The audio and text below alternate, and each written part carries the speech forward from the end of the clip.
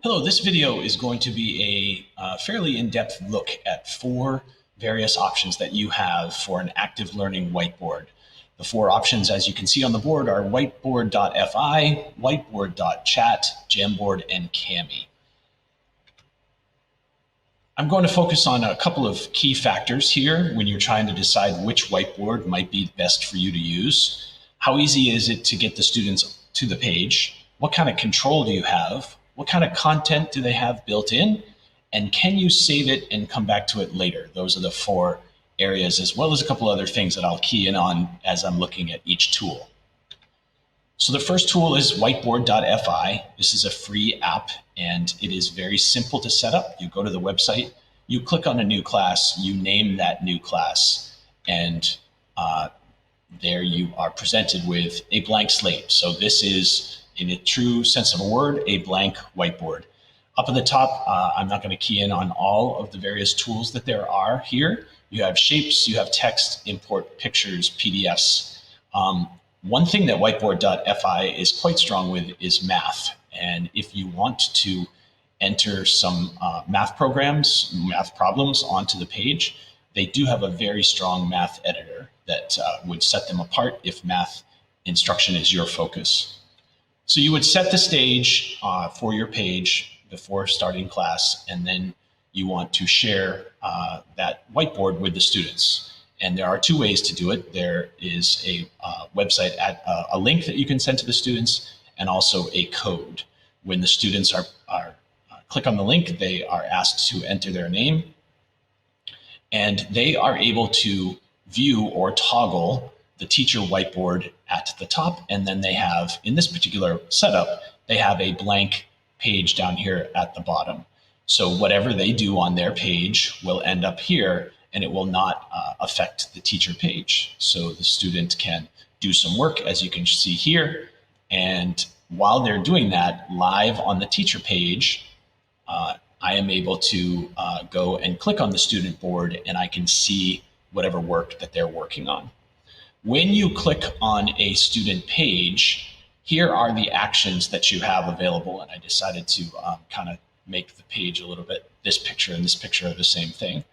One thing that you'll notice is that there is no option to join the page. So you may view it and you may erase it and start over. You may also take their page and put it onto the teacher whiteboard page, but there's no way to be synchronously on the same page at the same time with Whiteboard.fi. So if that is a goal that you're looking to do, this may not be the best option for you. When you're all done, one other thing to key in on is that Whiteboard.fi does not save your work. This is a live page and a live class only. The only possibility that you have is to be able to save all of your whiteboards as a PDF. You do, by the way, also have the ability to lock the room. So if you gave the students 20 minutes to work on an assessment or work on some type of assignment that you want to then stop and know that there is no more work going on, they do have the ability to lock the room. And then when you're all done, you would save it as a PDF, or if you're not interested in saving it, that's fine. Whiteboard.fi, when you close the page, then the board goes away. And then also, you do have the ability to push, update the student boards from the teacher boards. And I just wanted to show you, when you click on the push, you do have the ability to, as it says, put out all the pages, just one page, or you can put the teacher page as a background onto the student boards. So reviewing our checklist here, the way that you get students on Whiteboard.fi is a link or a code. There is no Google Classroom integration. You can lock the room. They do have some content to add, and the only thing that you would be able to do is to download the board. So that's Whiteboard.fi. The next option is Jamboard, become very popular here in the remote learning world due to its integration with G Suite. And this is a board that I've created with all of this content that I imported onto this board. So this content here is not built into Jamboard. I just want to put that out there. The only thing that would be available would be this blue sticky note. So Jamboard is one of those instances where if you want a quick and easy place for students to be able to show some work and manipulate some things around, it is a nice and easy access because of its integration into Google.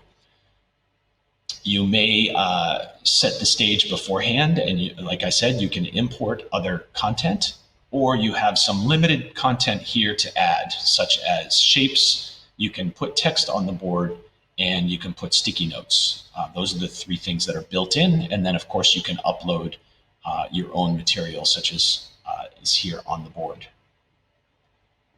One thing that you can do with Jamboard is save and review boards after. So if that's something that's important to you, Jamboard does offer you that possibility. And also you can see that there is various ways to organize content. The students can have their own board that they're working on, or you can have multiple students all working on the same board. So collaboration is possible, or you can have individual work that you could review later in terms of whatever goal that you have for your remote learning. Of course, Jamboard does integrate very nicely with Google Classroom, so that is going to be something that we're going to mark here on the board.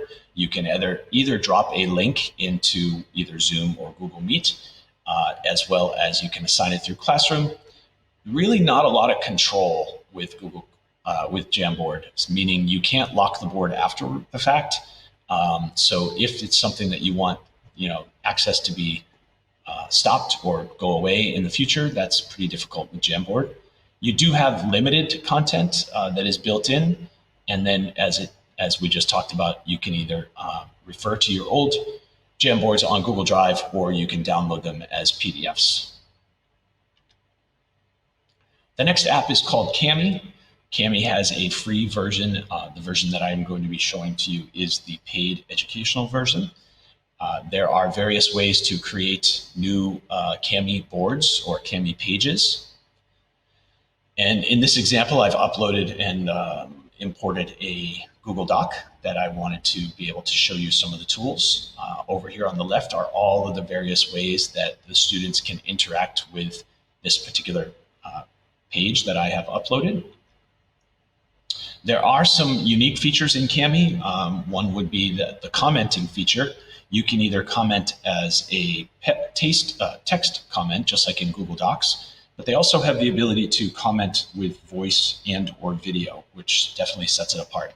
I'm not sure if that is in the free version or not. Like I said, this is the educational version. There is also the ability to upload media from either your Drive or Google Image Search, as well as YouTube videos. And you would be able to set up a drag and drop type of an activity where this would be delivered to the students, and they would have to drag the appropriate answers into the pages, into the boxes up at the top. So Kami does have a classroom integration. Again, if you import the Kami Google Chrome extension, really there is no locking or control after the fact. As soon as you share it with the students, it becomes they become co-owners with it. There are limited content built in. Of course, you can bring in and upload anything else that you would like. And then if you would like to save it, it does automatically back up to Google Drive, as well as you can download it as a PDF. The last option we're going to talk about is called Whiteboard.chat. It is a new app that has just come onto the scene here this fall.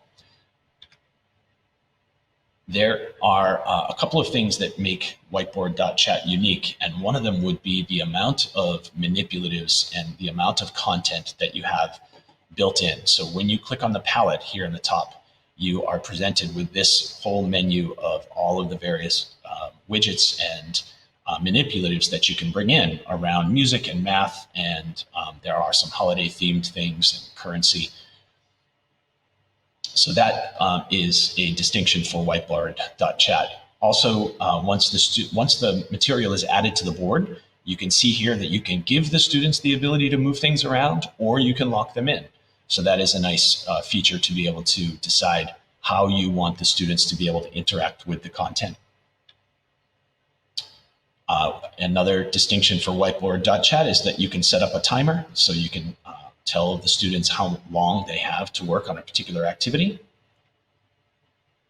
There is a poll feature built in so that you can ask the students questions while they are interacting with the whiteboard. You also have the ability to either share your whiteboard with the students through a link, or you can restrict it for students to be logged into their Google or Microsoft accounts.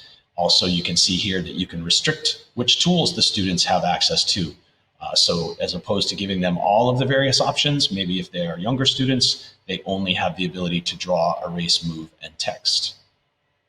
You can also see here that I can invite another co-teacher.